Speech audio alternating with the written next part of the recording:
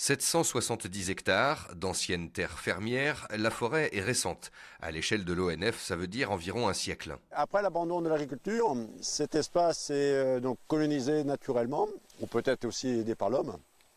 Et nous avons donc en 1960 récupéré un espace qui était donc devenu vraiment forestier, dans lequel se trouvent essentiellement des chênes, donc des chênes pédonculés, parfois des bouquets de chênes sessiles. Mais c'était aussi une forêt qui avait été mise à mal par son dernier propriétaire. Car sur ce domaine, comme dans beaucoup d'autres, c'est le chêne pédonculé qui est roi. C'est un invasif, il pousse facilement, vite, mais il résiste mal au changement climatique. Les années sèches et de canicule, il peut carrément mourir. En revanche, le sessile, lui, est plus résistant. Alors sur différentes parcelles, les spécialistes de l'ONF vont procéder à des repérages d'abord et des techniques pour favoriser la croissance du sessile aux dépens du pédonculé. On a mis à la peinture donc tous les sessiles qui étaient à préserver. Tout ce qui est autour, c'est soit du sessile mais qui est moins vigoureux, soit du pédonculé. Sachant que le sessile a été repéré, il suffit d'enlever un ou deux concurrents qu'il y a autour. C'est l'une des premières techniques qui porte ses fruits à condition de surveiller l'évolution de la croissance.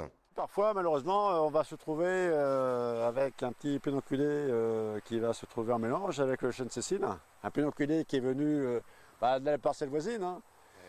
Soit, souvent, soit il était là déjà en place, soit c'est le jet qui l'a apporté. Il va supplanter le sessile. Et puis, en plus, il a un aspect beaucoup plus beau. Lorsqu'on passe en éclaircie ou en dégagement, on va aller travailler au profit du plus beau, qui sera le pédonculé. Et le petit sessile qui était tout rachitique, lui, sera coupé. Alors qu'il aurait fallu faire l'inverse. D'autres techniques sont utilisées. Ici, les pédonculés étaient abîmés, ils ont été remplacés par des résineux. Au départ, c'est un semis de pin maritime qui a été fait il y a 3 ans. Et cet automne, là, on vient de dépasser dans cet espace pour regarnir, c'est-à-dire là où il y a les vides, de les compléter par des plants, toujours de pin maritime, mais des plants de 1 an.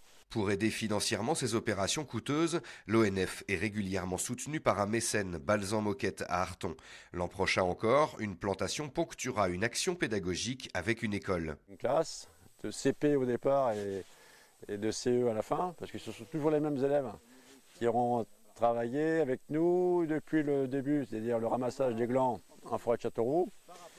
Pour avoir confié ces glands à un pépiniériste, c'est des pépinières boucheries, au bout de 2 ans, le plan est bon et apte à être mis en place. Et donc, ce sera en 2017.